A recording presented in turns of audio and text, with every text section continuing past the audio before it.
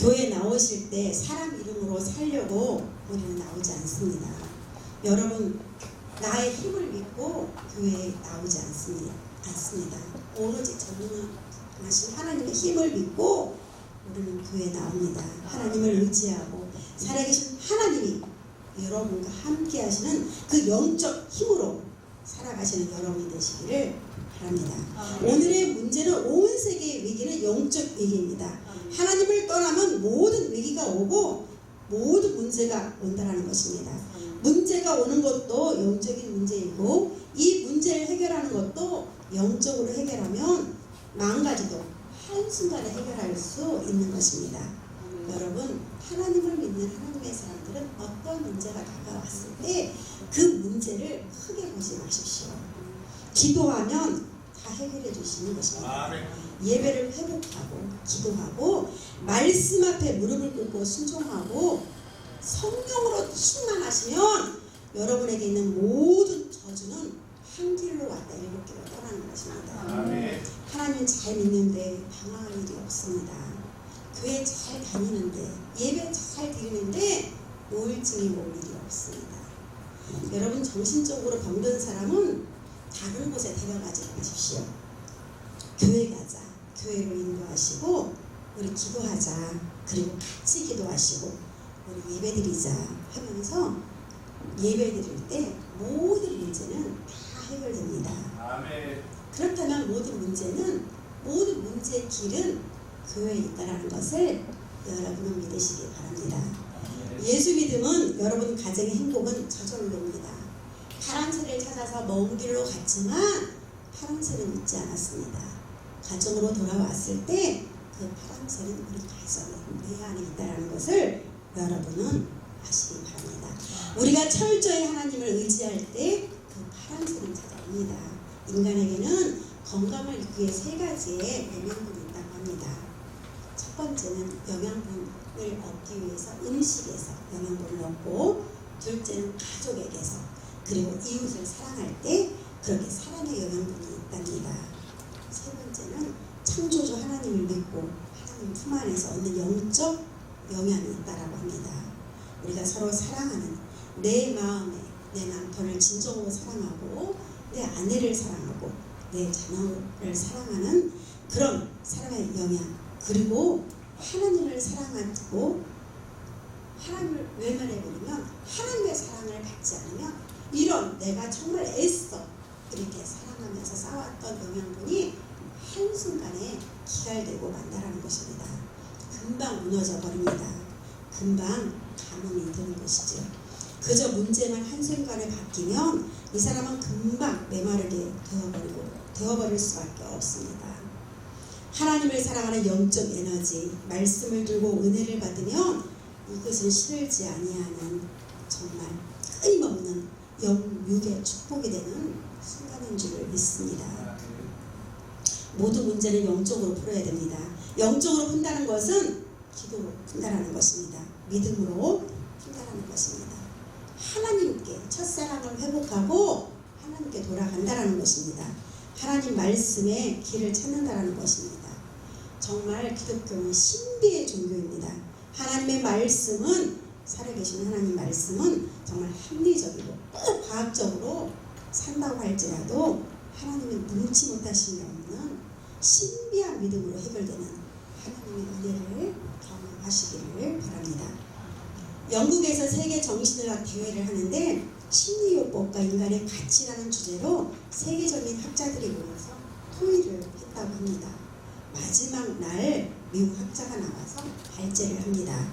그런데 그 주제가 무엇이냐면 믿음이라는 주제였다고 합니다. 믿음의 중요성, 우리 인격을 서로 믿고 믿음을 가질 때 정신적인 안정이 온다라고 이 사람은 자신 있게 말을 했습니다. 하나님을 믿고 부모님을 믿는다. 믿음이 중요하다. 그렇기 때문에 우리는 믿음으로 살아야 된다라고 이분이 힘주어 말씀을 했다고 합니다.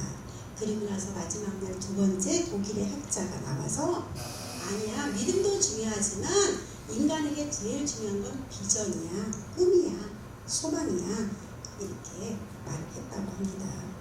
사람들은 어떤 절망이 다가왔을 있을 때 모든 문제가 일순간에 몰려오느라고 좌절하고 맙니다. 그런데 이 사람은 아니야, 우리에게 소망을 갖고 살아가면 이런 문제는 문제가 되지 않아, 이렇게 말을 했다고 합니다.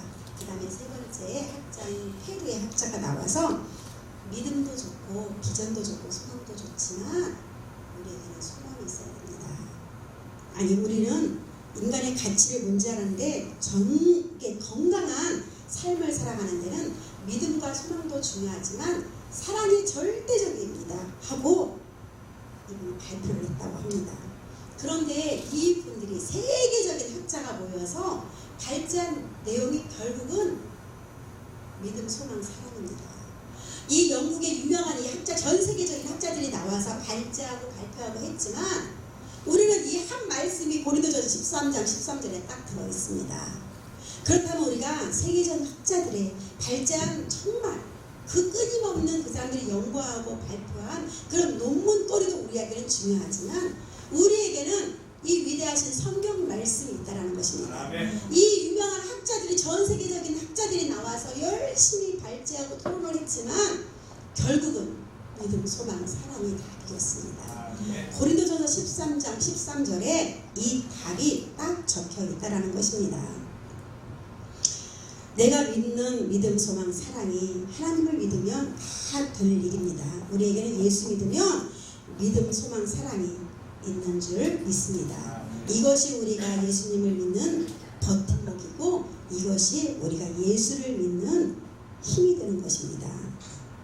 그리고 이런 예수를 믿기 때문에 우리는 날마다 기대를 가지고 좋은 일을 희망하면서 바라고 살아간다는 것입니다. 여러분 얼마 전에 뉴스를 보지 않았습니까? 뉴스에서 저는 엽기적인 이 뉴스를 보고 깜짝 놀랐습니다. 55살 먹은 엄마하고 26살 먹은 아들이 어떠한 모의를 합니다. 어떤 모의를 하느냐? 아버지를 죽이자. 그래서 우리가 13억이라는 어마어마한 보험을 우리가 타서 우리가 잘 살아보자. 그리고 이 천륜을 어기는 엄마와 아들이 모의 공작을 합니다. 여인 연습을 수없이 했대요. 이 살인 연습을 수없이 했대요. 그리고 아버지를 서해안 바닷가로 차를 태우고 갑니다. 그리고 나서 아버지를 무력받들여 죽이지 않았습니까? 그리고 그래서 아들이 당당하게 119에 신고를 했어요. 우리 아버지가 수영을 하다가 죽었다고. 근데 경찰들이 와서 여기 막 조사를 하는데 이상한 거예요. 여기는 이 사람이 와야 할 이유도 없는 장소이고 여기는 수영할 수 있는 곳도 아니고 이 사람이 휴양청 올 일도 없고 익사할 수 있는 장소도 아닌데 그 아버지가 거기 익사했다라는 것을 이 경찰이 이상하게 여겨서 이 엄마와 아들을 구속합니다. 그리고 이제 그때부터 경찰 수사가 시작됩니다.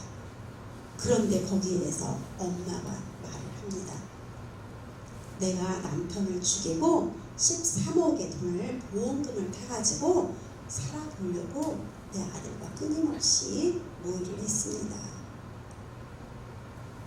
사람의 탈을 쓰고 이것이 과연 있을 수 있으니까 남편이 원수가 쓸지라도 이런 일이 있을 수가 있겠습니까?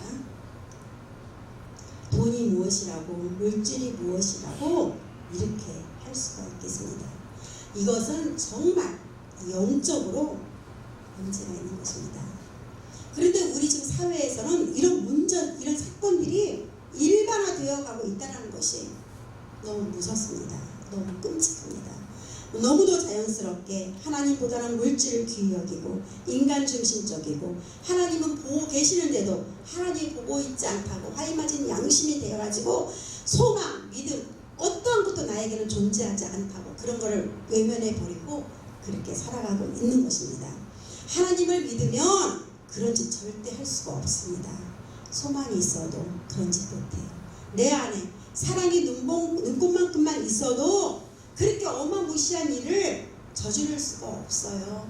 하나님의 형상으로 창조된 인간은 그렇게 사람을 막 아무렇지도 않게 죽일 만큼 그렇게 강심장의 악을 갖고 살지는 않습니다.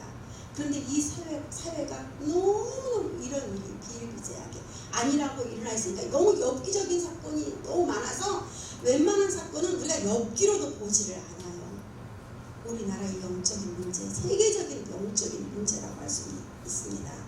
여러분, 예수를 잘 믿어서 믿음과 소망과 사랑에 충만하여 이 세상 정말 끝날까지 승리하기를 바랍니다. 아멘. 하나님을 잘 믿고 은혜 받으며 살아가기를 정말 꿈꿉니다. 하나님의 은혜가 임하면 어떤 현상이 일어납니까? 저 같은 죄인이 주의 종으로 부름을 받습니다.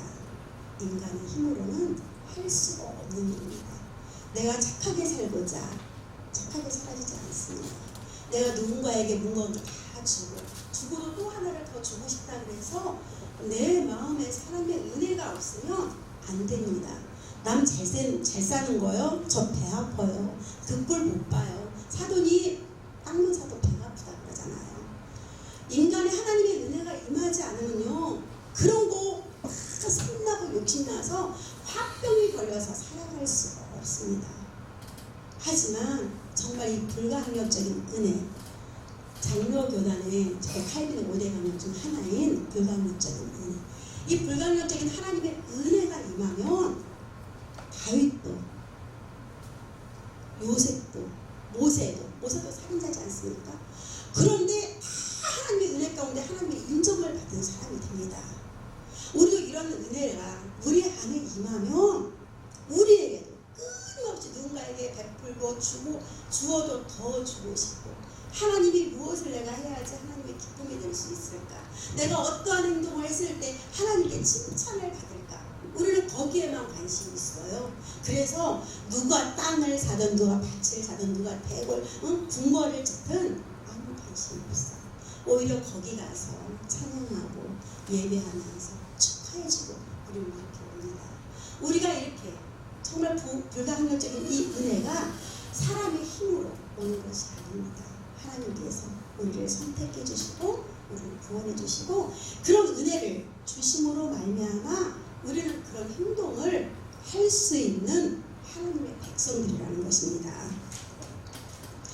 정말 우리가 하나님을 잘 믿을 때 우리 삶에 놀라운 기적이 일어나는 것입니다. 우리는 어떤 경우가 있어도 은혜 편에 서서 은혜로 살아야 합니다. 하나님은 하나님은 과연 나를 이렇게 의미심장하게 하나님을 견주어서 하나님을 저울질하지 마십시오. 나는 강박하지만은 하나님은 나를 온유하게 하시고, 또 나는 주님을 배반했지만 주님이 나를 사랑하시고, 시몬아 내가 너를 사랑한다. 너는 나를 사랑하느냐? 나는 너를 사랑한다라고 고백했던 우리 주님처럼 끝까지 우리 어떠한 것도 용서하고 이해하고 베풀면서 살 때 하나님의 복은 주는 자가 복이 있다고 했습니다. 끊임없이 하나님이 주시는 그 복이 우리 인생의 우리 영혼 가운데 우리 삶 가운데 끊임없이 임함을 믿습니다. 다윗이 다른 데 갔으면 죽었어요. 하나님 앞에 서 있으니 하나님이 다윗을 끝까지 사랑하신 것입니다. 왜 저렇게 하나님께서 다윗을 사랑한다고 생각할까요? 그것이 제가 조금 전에 말씀드린 그 은혜입니다. 은혜 쪽에 속하면, 은혜에 속해 있으면 하나님이 끝까지 사랑받지 못할 사람임에도 불구하고 하나님께서는 사랑하신다는 것입니다. 교회에서 은혜의 삶은 하나님을 믿고 기도하면 이 세상 끝날까지 여러분을 해칠 자가 없고, 이 세상 어떤 일을 하든 하나님의 도우심을 받아 영원한 승리자가 된다는 것을 여러분 믿으시기 바랍니다. 아멘. 기도드립니다. 하나님 아버지 감사합니다. 아버지께 나와 이 예배 올리면서 대한민국이 위기를 당하여 다시 한번 기도합니다. 이 나라에 전쟁이 없게 하시고 아수르의 18만 5천 명을 멸하듯이 북한의 무기가 다 제거하여 주시고 평화를 주시옵고 통일이 오게 하여 주시옵고 날마다 우리 삶 가운데 기적을 체험하며 살아가는 복된 자들이 다 되게 하여 주시옵소서. 예수님의 이름으로 기도드리옵나이다. 아멘.